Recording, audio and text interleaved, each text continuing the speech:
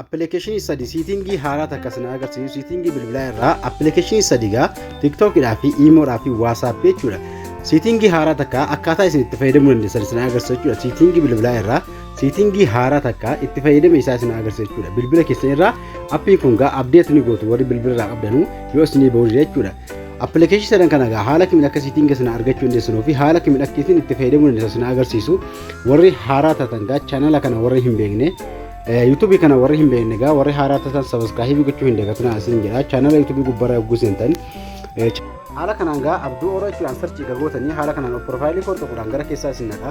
Yeroo haala kanaan isin naqee bakka viidiyoo jedhu kana jechuudhaan gaa viidiyoo hangoonaa isin argatiin hedduu gadhiisee kan hin jiru jala jira. Viidiyoo baay'ee keessan jedha darbe jira. Irra seenaatii irraa baradhaa isin jedha. Viidiyoo kana irra galaatii irraa baradhaa warri haaraa taatan channel kana subscribe gochuu hin dagatinaa. Akkasuma viidiyoo yeroo dhaggeeffatan gaa namoota hedduu bira akka ga'u like tokko hin dagatinaa isin jedha.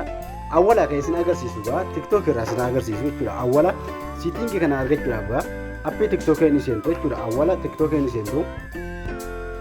Appii TikTok irra geessintanii gaa TikTok irra geessintanii profaayilii keessanii tuqu ganjallaadha. Profaayilii tuquudhaan gaa kana haala kanaan keessa ni seentu. Egaa keessa seentanii siitingii kana argachuudhaaf tuqaa sadeen gubbaa jirtu kan tuqu akka mirgaatti jirtu gaa tuquudhaan gaa siitingii la privacy kan jedhu keessa ni seentu jechuudha.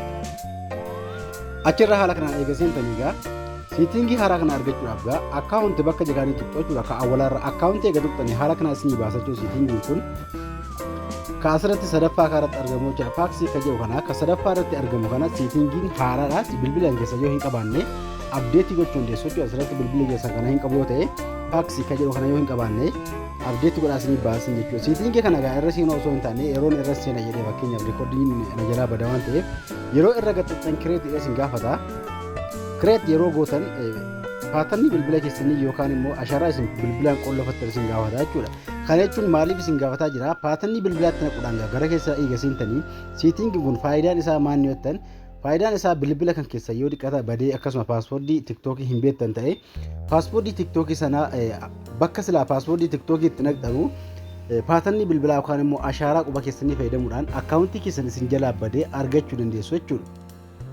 Kanaafuu siitingiin kun akkaawuntii TikTokii namoota follower guddaa irraa qabu akkasuma akkaawuntii TikTokii nama banatee itti fayyadamu jechuudha. TikTok akkaawuntii warra qabdan dhugaa asirraa waggoota akkamii seentu yeroo seentan Gmail isin gaafata akkasuma Gmail isin achirra naquu qabdan Gmail bilbila irraa qabdan yookaan immoo kaballeessuudhaaf yaada hin qabne yookaan akka bilbilaatti itti fayyadamaa jirtan jechuudha.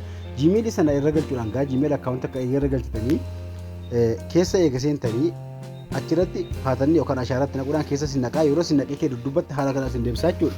Kanaafuu yeroo irra seentan akkaawuntii keessan guyyaa deeffattan yookaan immoo bilbila kan keessan irratti yeroo paaspoortii TikTok hin beektan ta'e akkaawuntii deeffachuudhaatanii haala kamiin akka isin yeroo isin paaspoortii hin beektan ta'e paatanni bilbilaa fayyadamuudhaan yookaan immoo ashaaraa fayyadamuudhaan gaa Gmail sanallee bilbila irraa qabaachuu qabdu seenuu dandeessu jechuudha.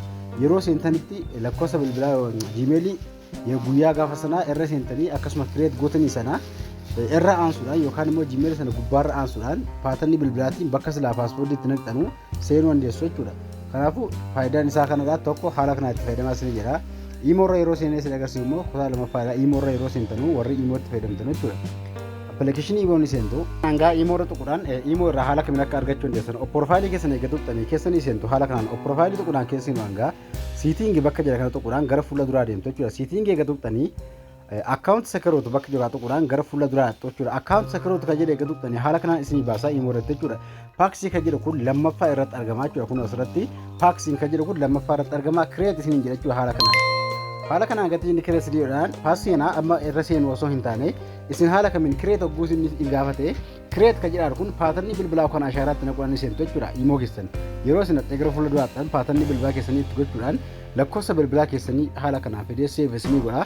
Kanaafuu akkaawuntii keessa isin naqaa jechuudha. Yeroo inni Gmail isin gaafate Gmail bilbila irraa balleessuuf yaada hin qabne kan yeroo hunda itti fayyadamaa jirtanu Gmail takka gubbaarra gochuudhaan gaa akkaawuntii kana keessa ni seentuun jechuudha. Kanaafuu yeroo lammataatti isin imoorra seenuudhaan yookaan immoo bilbila keessan imoo fudhatee badee jedhee akkaawuntii imoo badee yeroo lammataa isin bilbila keessan deeffachuu yookaan immoo akkaawuntii keessan imoo deeffattanii itti fayyadamuu barbaaddan yoo verification koodii malee yookaan immoo paaspoortii malee imoon keessan imoolee paaspoortii qolachuu danda'ama. Kanaan dura sana agarsiisan ture paaspoortii isaa yoo dagattan jechuudha. Bakka silaa paaspoortii fayyadamtanuu paatanni bilbila keessanii yookaan immoo ashaaraa qubaa ittiin qollofanu kana fayyadamuudhaan akkaawuntii imo keessanii deeffachuu dandeessu dhiqata bilbila irraa badee jechuudha. Yookaan immoo keessa seenuu barbaaddan paatanni bilbilaa fayyadamuudhaan yookaan immoo ashaaraa qubaa fayyadamuudhaan seenuu dandeessu jechuudha. Kanaafuu haala kanaa itti fayyadamtu. WhatsApp irrallee eega seentanii WhatsApp irraa argachuudhaaf haala kanaa keessa seenuudhaan tuqaa sadeen gubbaa harka mirgaa jiru tuquudhaan WhatsApp irra siitingi akka seenuudhaan siitingi irra seentanii akkaawuntii jedhee awwalan jira. Akkaawuntii irra tuqxanii haala kanaan paaks jedhee lammaffaa irratti argamaa jechuudha WhatsApp. Lammaffaa irratti alaaluun isin argamu kanallee yeroo seentanuu Gmailii bilbila keessa irraa qabdan tokko kan itti fayyadamaa jirtan yookaan immoo kan yeroo hunda itti fayyadamtanuu kan bilbila irraa balleessitanullee deeffachuu dandeessan takka irra gochuudhaan gara keessaanii seentuu yeroo seentanuu Gmail isaa irra gootan yeroo seentan paatanni bilbilaa waan isin gaafatu paatanni itti naquun seentuu guyyaa lammataa akkaawuntii WhatsApp bilbila irraa badee jedhee lakkoofsa bilbilaa suma qabdanullee yookaan immoo lakkoofsa bilbilaa irra hin jirre akkaawuntii kan deeffachuu barbaadan bakka silaa verification koodii isin ergu bakka silaa verification isin ergu paatanni bilbilaa yookaan immoo ashaaraa qubaatiin WhatsApp keessan yoo kontaantii irraa qabaattan yookaan immoo lakkoofsa namaa hedduu yoo irraa qabaattan WhatsApp illee haala kanaan deeffattanii irra galtanii itti fayyadamuu dandeessu jechuudha.